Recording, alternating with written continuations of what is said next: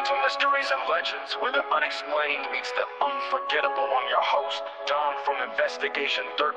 Join me on a journey into the unknown, where we'll explore the strange, the bizarre, and the inexplicable. From ghostly encounters to cryptic legends, we'll dive into the stories that will leave you questioning what's real and what's just beyond the veil. From ghostly encounters to unexplained mysteries, we'll explore the most bizarre events from around the world.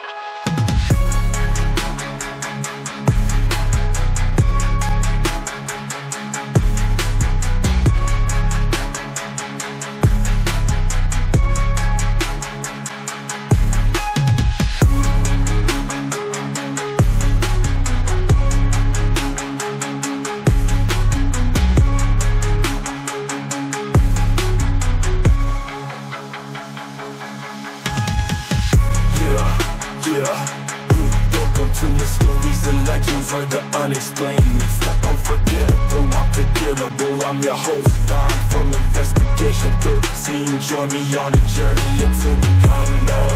We'll explore the strange, the bizarre, and the inexplicable. From ghostly encounters to cryptic legends, we'll dive into the stories that will leave you questioning what's real and what's just beyond the veil. From ghostly encounters to unexplained mysteries, we'll explore the most bizarre events from around the world. Yeah.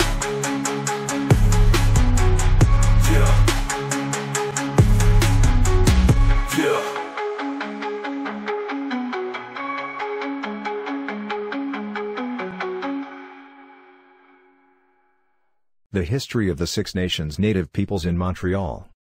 Montreal, situated on the island of Montreal, is located on the traditional territory of several indigenous peoples.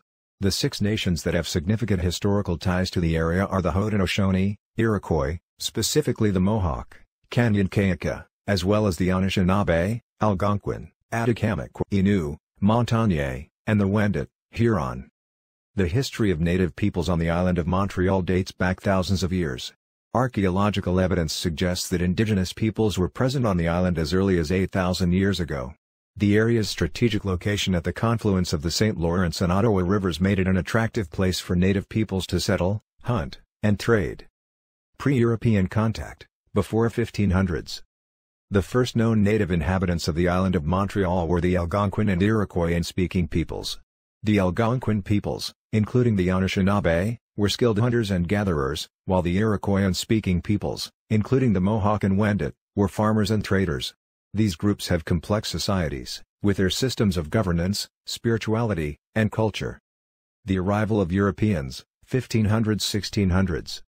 In 1535, French explorer Jacques Cartier arrived on the island of Montreal, marking the beginning of European exploration in the region.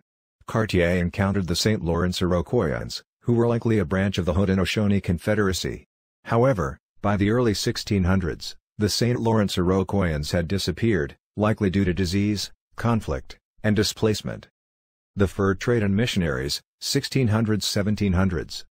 In the early 1600s, French colonizers and missionaries began to establish settlements and trading posts on the island of Montreal. The fur trade became a significant aspect of the economy, with native peoples playing a crucial role in the harvesting and trading of furs. The Jesuit missionaries, including Jean de Brebeuf, worked to convert the native peoples to Christianity, often learning their languages and customs. The Great Peace of Montreal, 1701.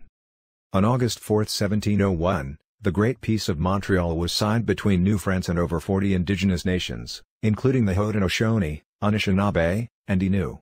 This treaty marked a significant moment of cooperation and peace between the French and native peoples, establishing a framework for relations and trade. The impact of colonization, 1800s–1900s. As European settlement expanded, native peoples were increasingly displaced from their lands, and their cultures were impacted by assimilation policies and residential schools.